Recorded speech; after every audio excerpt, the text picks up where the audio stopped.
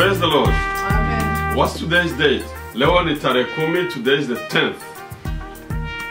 I'm going to use 2 languages, you know.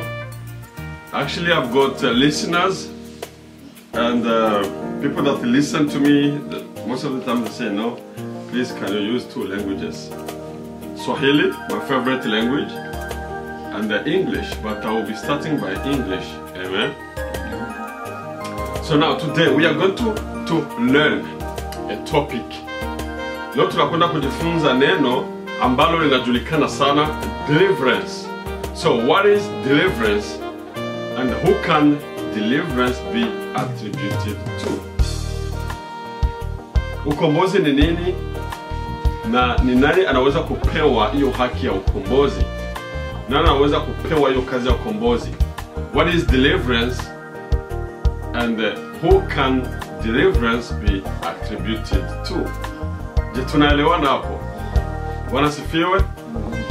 Deliverance is the action of being rescued or set free. Amen. Deliverance is the action of being set free or being rescued.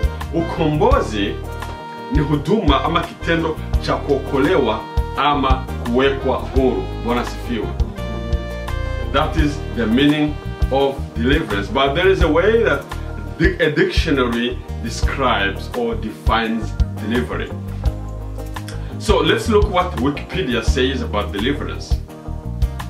Wikipedia says that in Christianity, deliverance ministry refers to groups that perform practices and rituals to cleanse people from demons and evil spirits. This is done in order to address problems manifesting in their lives as a result of demonic presence, which have authority to oppress the persons or the people in their lives. Wikipedia, kamusi ya Wikipedia inavyosema kwa ajili ya ukombozi ama ya deliverance ama deliverance, inasema hivi: katika Ukristo, huduma ya ukombozi inahusu vikundi ambavyo hufanya mazoea au mila ya kusafisha watu wa pepo kutoka kwa pepo wabaya ama kushughulikia shida za kiroho katika maisha yao, kuwakomboa. Ni hivi ambavyo Wikipedia inavyozungumza. Bwana sifiwe. This is how Wikipedia describes deliverance. So, if Wikipedia describes deliverance that way, what does the Bible say? Kama Wikipedia inasema hivi kuhusu ukombozi ama ufunguzi, wangeza sema ufungulifu, Biblia nayo inasema nini? This is what the Bible says about deliverance. Understand? Deliverance is defined as a rescue from a bondage or danger. You understand? Deliverance in the Bible is the acts of God whereby He rescues His people from perdition or from peril. Hivi ndivyo Biblia inavyosema juu ya ukombozi. Ukombozi hufafanuliwa kama ukombozi kutoka kwa utumwa au hatari. Ukombozi katika Biblia ni matendo ya Mungu ambayo Mungu huwaokoa watu wake, kuwatoa katika hatari. Ukombozi ama ufungulivu ni kitendo cha Mungu ama matendo ya Mungu kuwatoa watu wake katika utumwa ama katika hatari. Do you understand me, guys? I believe some people are learning Swahili or either some people are learning English when I translate. Naamini kwamba kuna watu ambao wanajifunza Kiswahili ama wengine wanajifunza Kiingereza ndipo tafsiri. Amen. Nikitu kizuri, I like this, I enjoy this. I love languages. Napenda lugha sana. Nafurahia. Je, mnafurahi? Ndio. Are you happy? Yes. Guys, why are you quiet? Are you happy? Yes. If you don't enjoy my preaching, I enjoy it myself.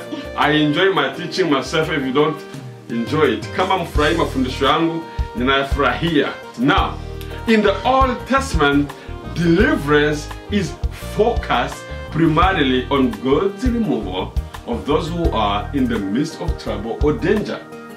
Katika Agano la Kale, ukombozi unazingatia hasa kuondolewa na Mungu katika hatari katika shida. Bwana sifiwe. Yeah. He rescues his people from the enemies and from the hand of who? Of who? Of the wicked ones. Anaokoa watu wake kutoka hatari, pia kuwatoa katika mikono ya nani? Katika mikono ya adui, the wicked one. He preserves them from famine, death and the grave. The most striking example of deliverance is the Exodus from Egypt. Exodus chapter 3 from verse 8. Exodus chapter 6 verse 6. Exodus chapter 8 verse 10. Mfano wa kushangaza zaidi wa ukombozi ni wakati Mungu amewatoa wana wa Israeli kutoka utumwa wa nani? Wa Farao. Wanasifiwe. Alama kubwa ya ukombozi ni wakati Mungu amewatoa wa Israeli katika utumwa wa Farao. The greatest deliverance work we see in the Old Testament is when God delivered the children of Israel from the wickedness of Pharaoh. Wanasifiwe. So, soma katika Kutoka sura 3 mstari wa 8, Kutoka sura ya 6 mstari wa 6 na Kutoka sura ya 8 mstari wa 10. Tunaona matendo makubwa ambayo Mungu amewafanyia wana wa Israeli wakati alipowatoa katika ukombozi. Alipowaingiza katika ukombozi, akawatoa katika utumwa. So we see the great work of God when he delivered the people of Israel from the wickedness of Pharaoh and all Egyptians. So, in the book of Romans chapter 11 verse 26, we see the man of God Paul quoting the Old Testament by saying the following words. Katika Warumi sura 11 mstari wa 26, tunaona mtume Paulo akirudia ndani maneno ya Agano la Kale akisema, he said this word, in this way all Israel will be saved, as it's written, the deliverer will come from Zion, he will banish ungodliness from Jacob. Paulo anasema, Warumi sura ya 11 mstari wa 26, na kwa njia hii Israeli wote wataokolewa, kama ilivyoandikwa, mkombozi atatoka Sayuni na atakataza uovu kutoka kwa Yakobo, ama ataondoa uovu kutoka katika nyumba ya Yakobo. Bwana sifiwe. He will banish the evil. So God, by delivering his people, by delivering the people of Israel, his plan is to banish the evil, to banish wickedness. Hallelujah. Kuondoa maovu. He is a God defined as the deliverer of Israel, who rescues his people not because they deserve to be rescued, but as an expression of his mercy and love. Je, tunasikia hapa? Hapa ndipo Mungu anafafanuliwa kama mkombozi ambaye huwaokoa watu wake, sio kwa sababu wanastahili kuokoka. Mungu hakuwaokoa watu wake sababu wanastahili kuokoka, lakini amewaokoa watu wake sababu ni kama ishara ya huruma na upendo. Hallelujah. That's the expression of love and mercy. That's why he rescued the people of Israel from Egyptians. It's not because they deserved it, no, but because he wanted to show his mercy. He wanted to express his mercy and his love. That's why he did that. Mungu alitaka kuonyesha ukubwa wake, rehema yake na upendo wake, ndiye maana amefanya hivyo. Ukisoma katika Zaburi 51 mstari wa kwanza, Zaburi 71 mstari wa pili, it is obvious that God is the deliverer, but he used Moses to perform the task of delivering his people from Pharaoh and Egyptians. Hallelujah. Ni dhahiri ama ni wazi kwamba Mungu ndiye mkombozi, lakini amemtumia Musa kuwaokoa watu wake. Musa ametekeleza jukumu hilo, which means Moses performed the task. Ametekeleza jukumu hilo kuwakomboa watu wake kutoka Misri. Mungu amemtumia Musa. Mungu ndiye mkombozi. God is the deliverer, but he used Moses to deliver his people. Can you say amen? Amen. Everybody, amen. Amen. In the New Testament, God didn't use any prophet to save mankind. He came down himself to deliver his people. He decided to be born as a child, and he was called who? He was called who? Jesus. He was called Jesus. Katika Agano Jipya, Mungu hakumtuma nabii yeyote kukomboa ulimwengu, lakini alikuja peke yake. Akaamua kuzaliwa peke yake. Na akaitwa nani? Akaitwa Yesu. Ni pale ambako ndugu zetu wenye madini wanachanganya. That's where our religious brothers, they get confused to hear that God came himself. They get confused to hear that God came himself to save mankind. Ni pale ambako ndugu zetu wenye madini, siwezi kuwataja, wanachanganyikiwa kusema kwamba Mungu amekuja peke yake. Hawaelewi Yesu ni nani. They don't understand who Jesus is. Jesus is God himself. He came to live with his people. He decided to be born. He decided to grow up, and he decided to walk with his people. Mungu peke yake ameamua kuja akazaliwa na akatembea na wanadamu. What is the meaning of Emmanuel? What is the meaning of Emmanuel? Emmanuel inamaanisha nini? God with us. Mungu pamoja nasi. Hallelujah. Mungu alikuja kuishi pamoja nasi ili atukomboe. Hakutuangalia kwa mbali, lakini alipenda ashuke au pamoja nasi. He came down to deliver mankind from sin and death. Alikuja komboa mwanadamu kutoka dhambi na mauti. That's why he was called Emmanuel. That's why Jesus was called Emmanuel, God with us. You understand? Kama nilivyokuwa nasema katika Agano Jipya, Mungu hakutuma nabii yeyote. Mungu hakumtuma nabii yeyote kuokoa ulimwengu, lakini alikuja peke yake, akazaliwa, akaitwa jina, akaitwa Yesu Kristo, na ndio maana watu wanachanganyikiwa. Mungu namuita kwamba Yesu ni Mungu. Yesu ni Mungu. That's how people get confused. They accuse us of calling Jesus God. Yes, Jesus is our God. He decided to come down to be born on earth. Aliamua kuja kuzaliwa. Amen. He came to deliver mankind from sin and death. Moses' deliverance did not require a cross. It was merely a temporal deliverance, not an eternal one. Bwana sifiwe. Amen. Jesus on earth, Jesus on the other hand, delivered his people from eternal death to eternal life. Jesus Christ, the Son of God, delivered us from eternal death to eternal life. Bwana sifiwe. Amen. Yesu ametuokoa kutoka kifo cha milele, akatuingiza katika uzima wa milele. The deliverance of Moses never required a cross. Ukombozi wa Musa haukuhitaji kwamba atasulubiwa msalabani. Lakini ukombozi wa Kristo ulihitaji kwamba yeye atasulubiwa msalabani. Kwa sababu ile ilikuwa ni sadaka ya ukweli. Ametoa sadaka. Jesus gave a valuable sacrifice so that he will save all mankind. That's why he decided to die on the cross of Calvary. To die for all of us. This required him to take up a cross. This was God with us, Emmanuel. Ilimsababisha Yesu kushika msalaba kwa sababu yeye alikuwa Mungu pamoja nasi. God is always the subject. You understand? And his people is always the object of deliverance. You understand what I'm talking about? Mungu ni yule ambaye kusikilika kila wakati. Na watu wake ndio wale lengo la ukombozi. God is always the what? The subject. And his people are always the what?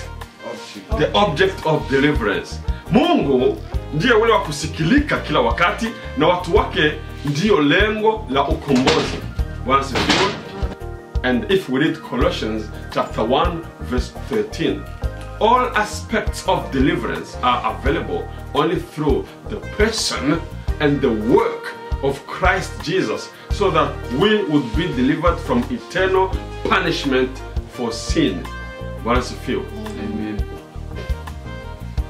Anatoa ukombozi kutoka kwa hatari kubwa, kutoa wanadamu katika dhambi, uovu, kifo na hukumu.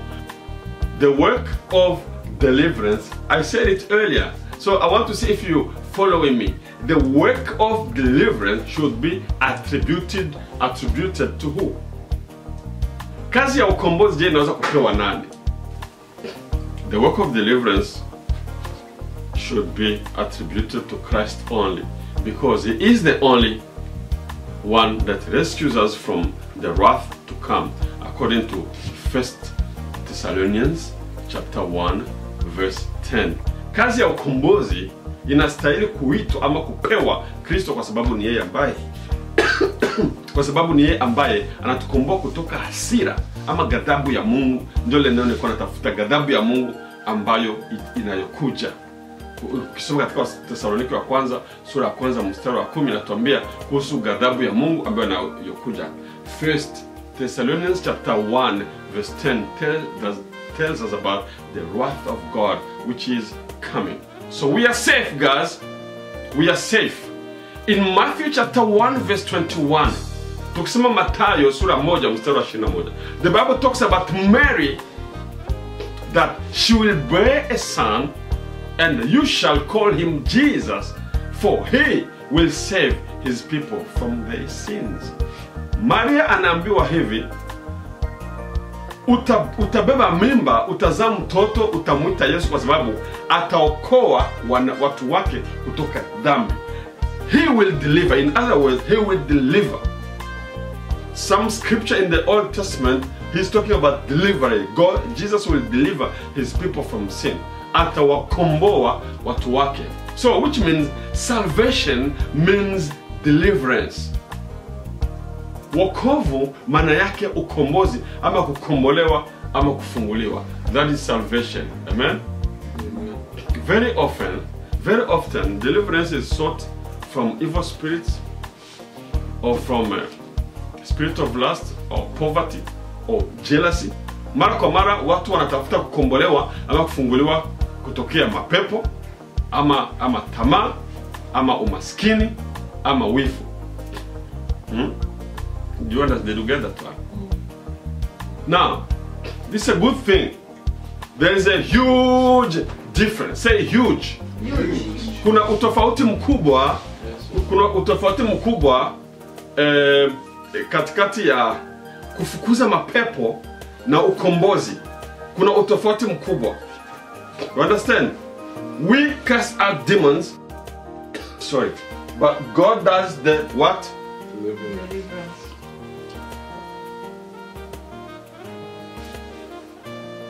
Tunafukuza mapepo, lakini Mungu analeta ukombozi. I want us to understand that there's a huge difference between deliverance and casting out of demons. Chasing demons is not deliverance. Kufukuza mapepo sio ukombozi. I'm going to repeat it, don't be confused. Casting out demons or chasing demons away does not mean deliverance. But deliverance means salvation. Kuondoa mapepo, kufukuza mapepo haimaanishi ukombozi. Haimaanishi deliverance. Deliverance maana yake wokovu. Deliverance means salvation. There is an act of casting out demons from the people. Kuna huduma ya kufukuza mapepo kutoka kwa mtu ambaye anateswa na mapepo, unaweza kuyafukuza. Haimaanishi kwamba amepata wokovu, ameokoka. You can chase a demon from a person doesn't mean they've gotten salvation. If you do not know, sorcerers, they do chase demons from people if they decide to do so. Witches and wizards, they can chase demons from the people because they've got the power from Satan.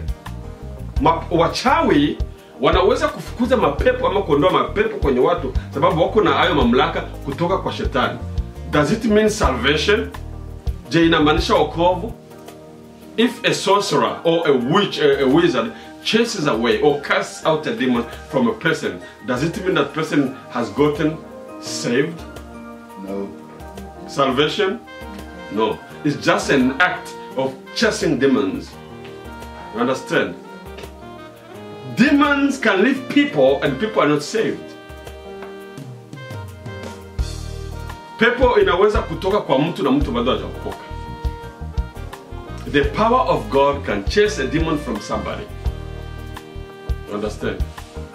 Now, Jesus is the only person who can chase demon then save you immediately. Yesu ni mtu peke yake ambaye anaweza kuondoa pepo na kukuokoa. Sababu Bwana Yesu alikuwa akifanya hivyo kwa ajili lengo lilikuwa ni kukomboa. When Jesus was casting out demons, the main aim was to save afterwards. You understand? The aim was to save thereafter, to save the people. But sorcerers, witches and wizards, they can chase demons for their own gain. You understand? Wachawi, wafumu, wanaweza kufukuza mapepo kwa ajili ya faida yao tu. Lakini sio kwa ajili ya mtu aokoke. Not for salvation. Understand? We will go further. I know people, there will be a lot of questions which I'm ready to answer. I'm ready to show the scripture. And that's the difference between casting out demons and deliverance. Deliverance is salvation. Ukombozi ndio wokovu. Lakini kukimbiza mapepo sio wokovu. But a person who is not tormented by demons has chance to get saved and delivered. Mtu ambaye haikuwa anasumbuliwa na mapepo iko na bahati ya kuokoka na kukombolewa. Bwana sifiwe. Amen. Kufukuza mapepo sio deliverance. Deliverance ni kuokoka. Chasing demons is not deliverance. Deliverance is to get saved. To get saved. Because Jesus, the Bible says, Jesus will come to save his people from sin. To deliver mankind from sin. Yesu atakuja kukomboa watu wake katika dhambi, vile tulivyosoma katika Biblia. To save them from sin. Amen. Deliverance means salvation from sin. Jesus saves us from sin. Understand? A demon running out of your life is not salvation. It's not salvation. It's not deliverance. It's casting out of demons. Demons can be cast out of people without them being saved and delivered. Sorcerers can do so. I said it. Are you still with me? Now, let's go further. We are about to finish, please. Like I said, only Jesus is able. Please, I want us to read a long text. Not to some. Please, can we read in English only? To some wa Kiingereza, to sababu ni ndefu. Mark chapter 5. I'm going to read fast. Oh no, I can't read faster like you people. You people, you are scholars. English is almost your first language. Mark chapter 5 from verse 2 to 20. And when Jesus had stepped out of the boat, immediately there met him out of the tombs a man with an unclean spirit. He lived among the tombs, and no one could bind him anymore, not even with a chain. For he had often been bound with shackles and chains, but he rent the chains apart, and he broke the shackles in pieces. No one had the strength to subdue him. Night and day among the tombs and on the mountains he was always crying out and cutting himself with stones. And when he saw Jesus from afar, he ran and fell down before him, and crying out with a loud voice he said, What have you to do with me, Jesus, Son of the Most High God? I adjure you by God, do not torment me. For you are saying to him, Come out of the man, you unclean spirit. And Jesus asked him, What is your name? He replied, My name is Legion, for we are many. And he begged him earnestly not to send them out of the country. Now a great herd of pigs was feeding there on the hillside, and they begged him, saying, Send us to the pigs, let us enter them. So he gave them permission, and the unclean spirits came out and entered the pigs, and the herd, numbering about 2,000, rushed down the steep bank into the sea and drowned in the sea. The herdsmen fled and told it in the city and in the country, and people came to see what it was that had happened.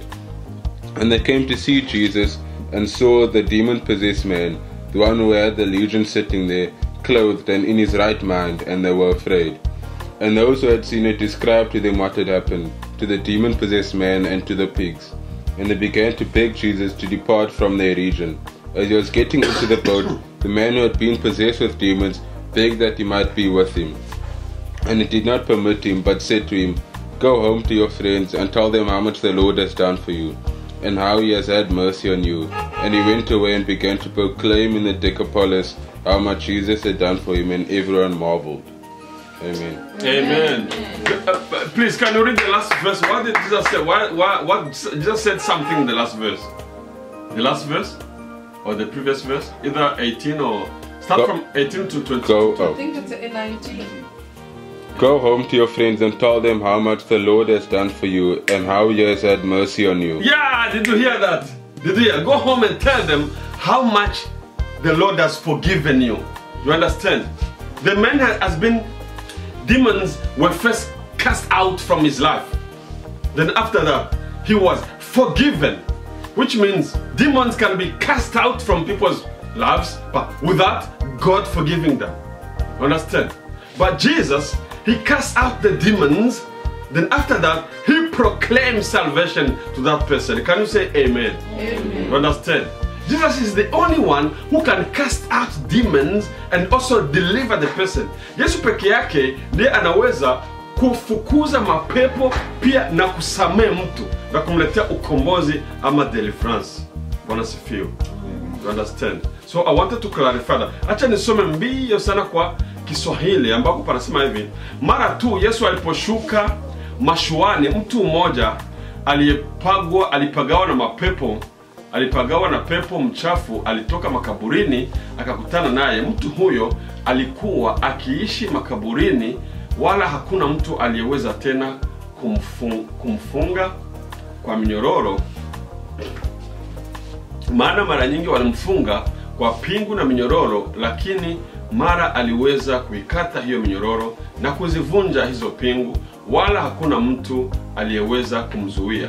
Mchana na usiku alikaa makaburini na milimani akipaza sauti na kujikatakata kwa mawe.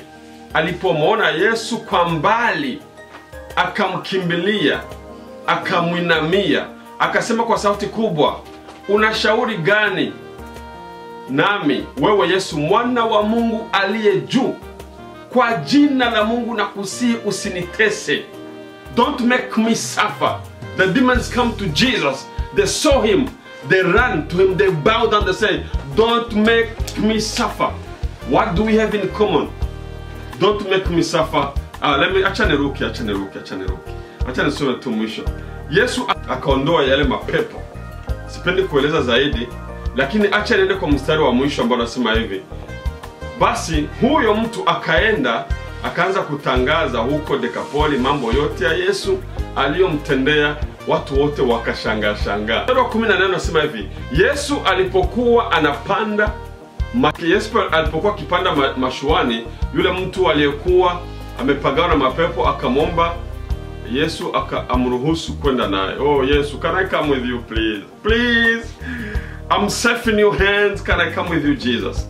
Lakini Yesu akamkatalia. Jesus refused. Badala yake akamwambia, nenda nyumbani kwa jamaa yako uwaambie mambo yote Bwana aliyokutendea na jinsi alivyokuonea huruma. Jesus sent him back home. He said, go and tell the people what the Lord God has done for you. The Lord God has forgiven you. So that way deliverance and the cast out of demons took place at the same time. Hallelujah. Amen. Yeah. So people who are casting out demons, they mustn't say that they're doing deliverance. Deliverance is the work of Christ. Many people that have been made to fall down have been made to believe that that is deliverance, being set free. To the extent that when people don't fall down on the ground, they don't believe that they have received whatever they were looking for. That's falsehood and manipulation. Watu wengi ambao wamefanywa kuanguka chini wakati wa maombi wamefanywa kuamini kwamba huo ni ukombozi ama kuwekwa huru, kwa kiwango ambacho watu wasipoanguka chini hawaamini kwamba wamepokea kile kitu ambacho walikuwa wamekitafuta. Huo ni uongo, huo ni udanganyifu. Therefore, can't the power of God make people fall? Or have I said the power of God cannot make people fall? Yes, the power of God can make people fall sometimes. But if you don't fall down and break your neck, so do not believe that you are not set free. The power of God can also touch and change thousands of people without having to fall down or to roll down on the ground. The power of God can also touch and change thousands without having to fall or roll on the floor. Kwa hivyo, je, nguvu za Mungu haziwezi kuwafanya watu waanguke? Au je, nimesema kuwa nguvu za Mungu haziwezi kuwafanya watu waanguke? Ndiyo, nguvu za Mungu mara kwa mara zinaweza kuwafanya watu waanguke. Lakini ikiwa hautaanguka ama ikiwa hutaanguka na kuvunja shingo yako, haimaanishi kwamba haujawekwa huru kutoka kwa yale matatizo yako ambayo yanakutesa. Nguvu ya Mungu pia inaweza kugusa na kubadilisha maelfu ya watu bila kuanguka, bila ya kuanguka ama kutingirika chini. It's very important to understand, as believers who dwell and remain in Christ, we already have eternal victory over Satan and demons. Ni lazima sana kuelewa ya kwamba sisi walio katika Kristo, ambao wanabaki katika Kristo, ambao wanadumu katika Kristo, tayari tuko na nini? Tuko na ushindi juu ya shetani na mapepo. But we can be delivered from the influence in our lives by using the weapons God has given us as part of our spiritual armor, with which we battle against the powers of his dark world and against the spiritual forces of the evil. Yay! Tunaweza kombolewa katika ushawishi wa shetani na mapepo kwa kutumia neno la Mungu na zile the weapons that God has given us. Na zile silaha ambazo Mungu Bwana Yesu Kristo ametupatia. You understand? It's very important to understand that believers in Christ, we already have victory, but sometimes we are hindered by the devil. Tunapaswa kuelewa kwamba tuna ushindi, lakini mara kwa mara tunapigwa na kushambuliwa na shetani. Understand? Na ushawishi wa shetani, the influence of the devil and demons, but we can defeat them by quoting the word of God, by walking in the light. You understand what I'm talking about? Tunaweza kumshinda shetani kwa kunukulu ama kutamka maneno ya Mungu. Understand? Na kutembea katika, let's read. Please open Ephesians chapter 6 verse 12 to 17. Tuangalie namna tunaweza kumshinda shetani. Understand? Na namna tunaweza kuzingatia deliverance. The way we can maintain our deliverance is not by obeying a person. If you want to maintain your deliverance, doesn't mean you should obey a person or tithe or give offering, then you maintain your deliverance. Kwa kuzingatia ukombozi wako ama deliverance yako ama wokovu wako, ni kitu gani tunapaswa kufanya? Kwa kuzingatia ukombozi, sio kwa kutoa sadaka ama kwa kutoa cha 10 ndio nimetoa ili Mungu anichungie wokovu. Hapana. We're going to read that. Just read Ephesians 6:12 to 17. For our struggle is not against flesh and blood, but against the rulers, against the authorities, against the powers of this dark world, and against the spiritual forces of evil in the heavenly realms. Therefore, put on the full armor of God, so when the day of evil comes, we may be able to stand your ground. Can I repeat that? It said, therefore, put on the full armor of God, so that when the evil days come, you will be able to stand. Vaeni silaha zote za Mungu. Waefeso sura 6 kuanzia 12 mpaka 17. Vaeni silaha zote za Mungu ili siku mbaya zikija muweze kusimama. Continue. And after you have done everything to stand firm then with the belt of truth buckle around you. Stand firm with the belt of truth.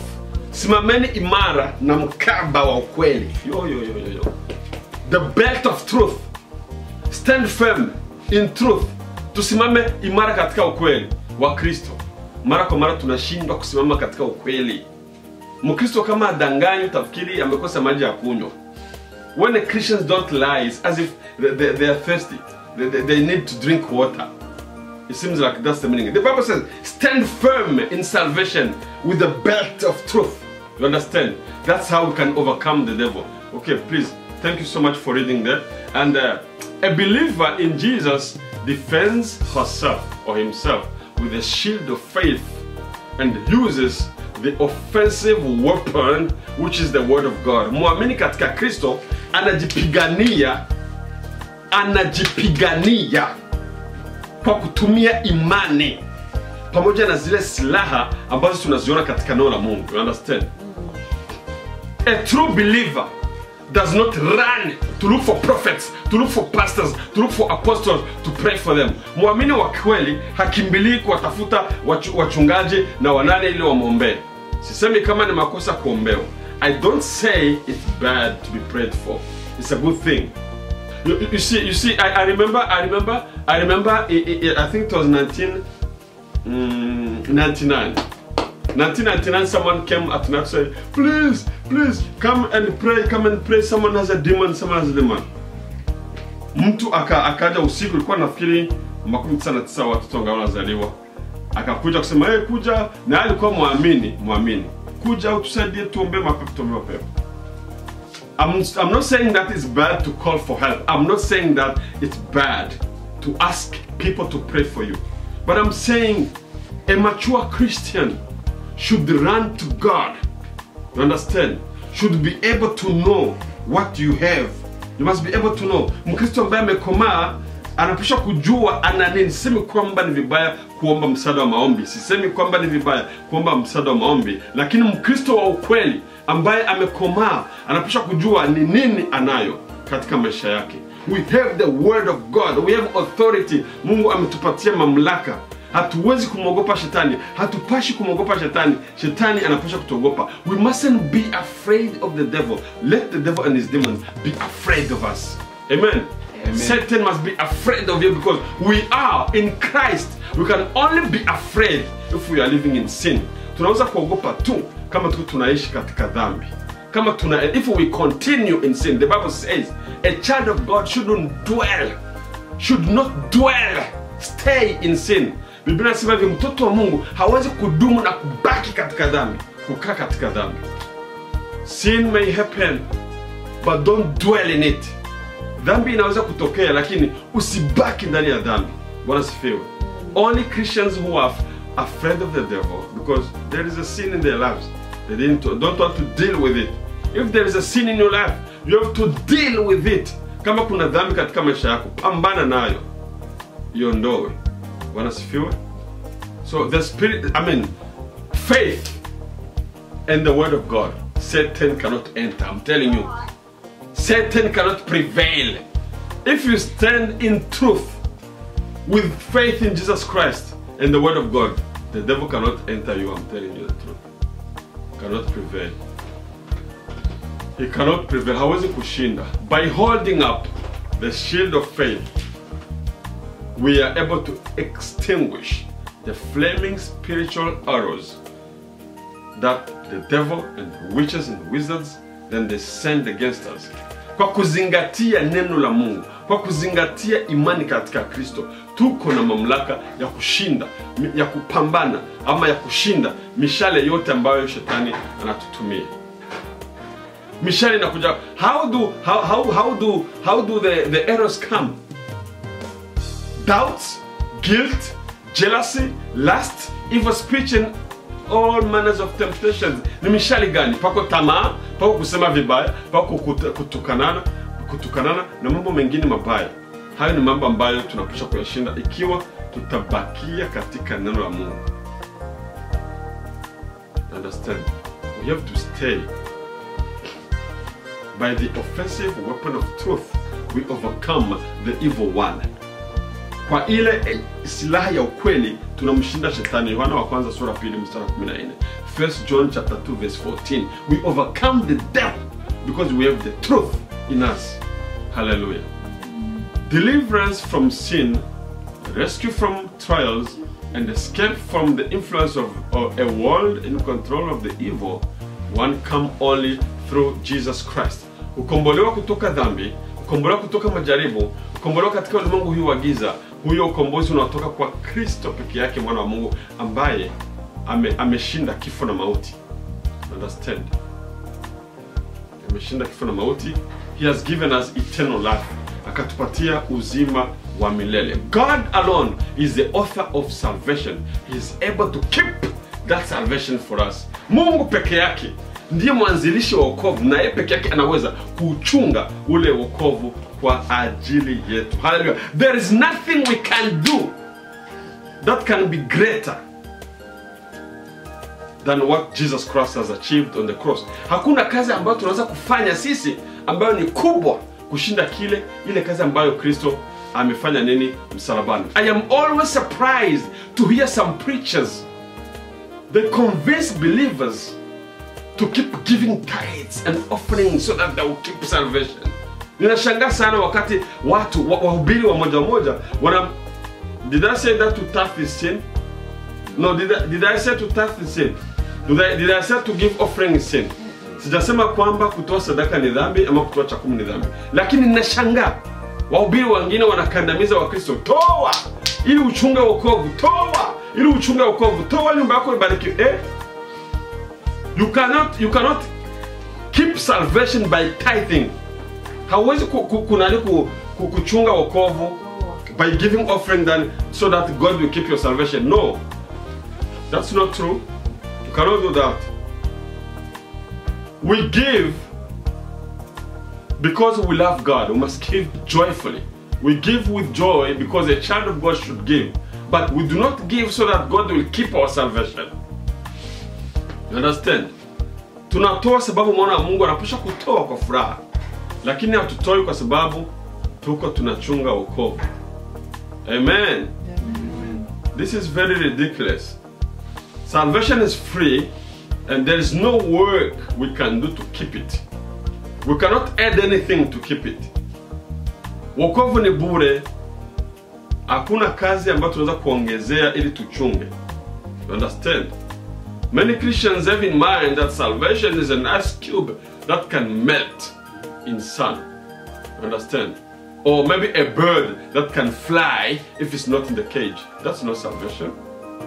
Wakristo wengi wanafikiri kwamba wokovu ni barafu ambayo itayayuka ukitia katika jua, chini ya jua, mahali pa joto, au wanafikiri ni ndege ambayo itaruka wakati umetoa katika cage ama pale ambako inafungiwa. Pana, wokovu sio hivyo. Hallelujah. Amen. Are you happy? Yes. Je, mnafurahi? Like I said earlier, with the sword of the Spirit, which is the word of God, all we can do is to dwell, remain, and stay in Christ and obey the Holy Spirit on full-time basis. All we can do, ambacho tunaweza kufanya ni kubaki katika neno, ni kudumu katika neno, ni kubaki tunatafuta utakatifu. Bwana sifiwe. Amen. Hallelujah. Amen. Ni hivyo tunaweza kuzingatia wokovu, kwa kuheshimu neno la Mungu, by obeying, kwa kubaki ndani ya Kristo. Hapana kuchungulia, kubakia ndani. Do you know the meaning of the Bible says, Romans chapter 8 verse 1, those who are in Christ, there is no condemnation for those who are in Christ. Biblia inasema katika Warumi sura ya 8 mstari wa kwanza, hakuna hukumu kwa wale walio ndani ya Kristo Yesu.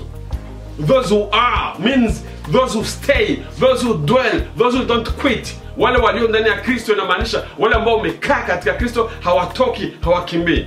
Ni wale ambao hawawezi kupoteza wokovu. Bwana sifiwe. Hallelujah. So, Jesus Christ is our deliverer. Jesus Christ is our security. Yesu Kristo ndiye mkombozi wetu. Pia Yesu Kristo ndiye usalama wetu. Bwana sifiwe. Say, Jesus Christ, is our deliverer. Jesus Christ, is our security. Sema, Yesu Kristo ni mkombozi wetu. Yesu Kristo ni usalama wetu. Let's pray. Father, in the mighty name of Jesus, we thank you and everything. Lord, we thank you for your word. Father, there is no one like you. We thank you for your salvation. Thank you for dying on the cross of Calvary for our sins. Thank you because you have accomplished what no prophet could have done. Father, we thank you. We thank you because you came yourself to save mankind. Thank you for dying on the cross of Calvary. Thank you for your Holy Spirit. We pray, Father, that you help us. Help us. Give us the ability and power and strength to dwell in the Word of God, to obey the Word of God, to be led by the Holy Spirit every day, Father, on full-time basis, not only in the weekend, not only a few hours in the week. Father, we pray that the Holy Spirit will be our guide. Baba, acha Roho wako atuongoze kila wakati Baba, siku zote za wiki, hapana masaa machache tu ya wiki. Baba, nakuomba utusaidie Baba kudumu katika neno, utusaidie Baba kutembelea katika neno na kupambana na dhambi, kufukuza dhambi katika maisha yetu. Help us to fight sin in our lives. Help us to defeat sin in our lives. Oh Father, help us to defeat every influence of the devil and demons in the mighty name of Jesus. Father, I pray for everyone who's watching us, Father, in the mighty name of Jesus. Touch them, save them, heal them, bless them, forgive them in the mighty name of Jesus. Father, naombea wale wote ambao wanatuangalia na kwamba uwaponye, uwaguse, uwasamehe na uwasafishe. Write their names in the book of life. Andika majina yao katika kitabu cha uzima. In Jesus Christ's name we pray. Amen. Everybody be blessed. Let's clap for Jesus.